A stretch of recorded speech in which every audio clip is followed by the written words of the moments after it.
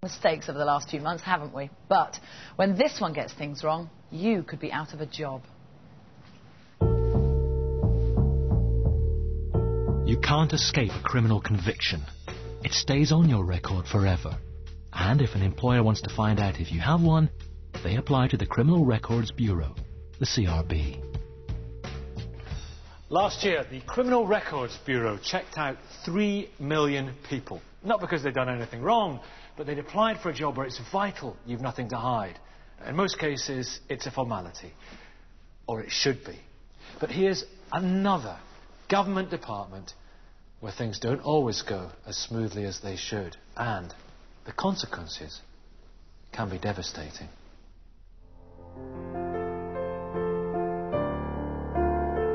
Piano teacher Pete Sheath got a coveted job as a music teacher at a school in Watford last year. Because he'd be working with children, he needed to get his criminal record checked before he could start. Financially, the job was huge. It was the kind of job that you work up to after several years of teaching the piano. The CRB aims to process checks in 4 weeks, but Pete still wasn't back 6 weeks later. Despite having applied the minute he got the job, Pete wasn't able to start teaching and the term began without him. He lost more than half the students he was due to tutor. We've lost over £4,000 throughout the year, and that's a huge amount of money for anybody to lose, but for a newly married couple who are trying to save up for a deposit for a house, it's massive amounts of money. Pete's CRB cheque finally arrived clean, a week later, but too late for Pete. He's complained, but the CRB have blamed the police. It's difficult to put into words, really. There's so much expectation that we'd put on that job, and to lose that much was devastating. It's not unusual for the Criminal Records Bureau to blame delays like this on the local police. And maybe they're right. We all know they're busy. But the time it takes some local forces to do these checks, well, that really is criminal. According to the latest figures, 2 forces in particular, Humberside and Suffolk, only processed a shocking 1% of checks in time. Mervyn Barrett of Nacro, who advised the public on criminal record checks, says it's taking too long. Delays in the processing of criminal records are a problem, and they are a growing problem. Most checks are still being done within 4 weeks, but large numbers of checks are taking several months to do, and in odd cases more than a year, and that problem is likely to increase further in the future.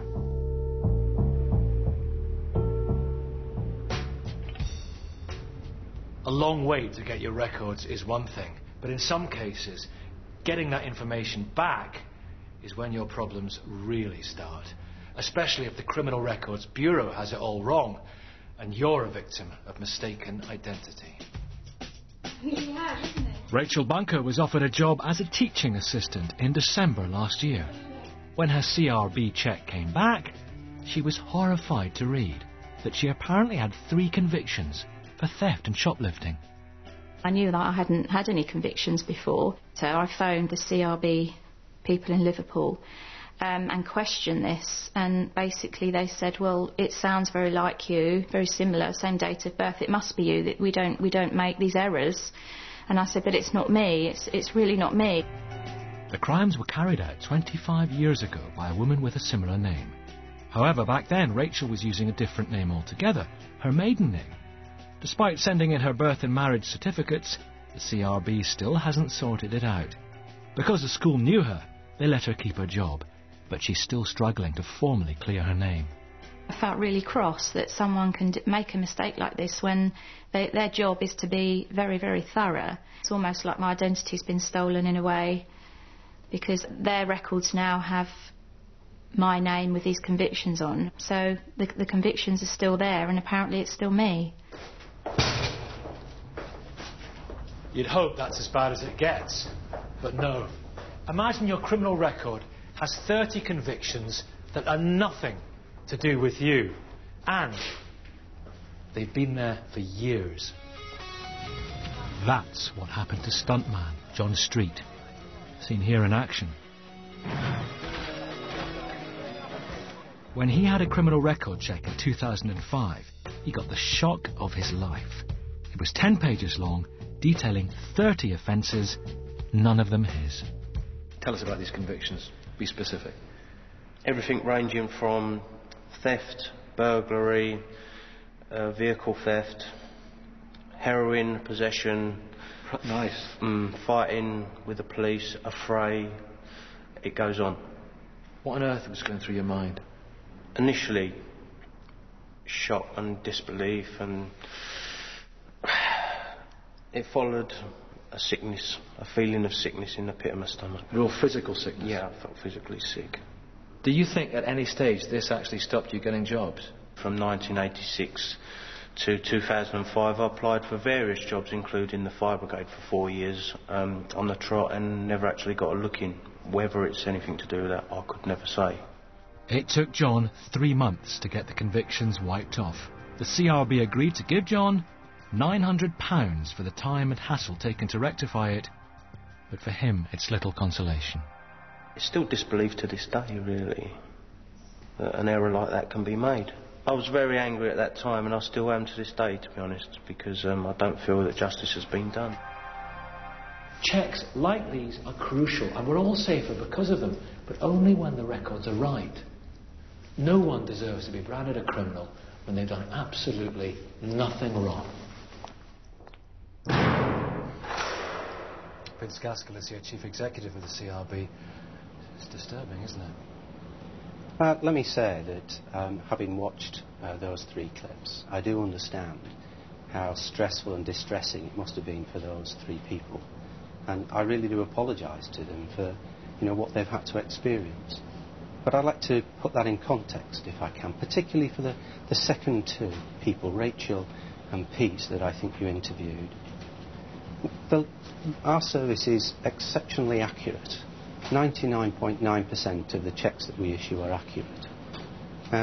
And so these situations are exceptionally rare. I know you've got to err on the side of caution. We absolutely understand that. You do good work, and it's proper that we emphasise that. But Rachel Bunker, wrong first name, wrong middle name, wrong surname. Vince, that's erring on the side of incompetence, isn't it? I don't accept that. I don't want to talk about the individual case, if you don't mind. But what I can say is that there are instances in which there is an exceptionally close match between the details that the individual provides to us. Why does it take so long? Why did it take so long with Pete Sheath, for example? Why are NACRO saying that delays are increasing? And he lost a lot of money. And really, is an apology enough? But let me deal with the Rachel question that you asked me. That the details can be exceptionally close. And when you have that situation, the consequences of getting that wrong can be catastrophic in terms of public protection. And that is why my staff, carefully trained, do the job exceptionally well. I appreciate and that. err on the side of caution. But a final point, it was catastrophic for John Street, wasn't it? In the case of John Street, that's a really interesting case. I well understand the distress for him.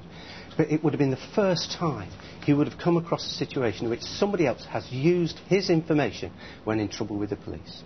Thank you for coming in. We have to leave it there. Thank you. If you've got a story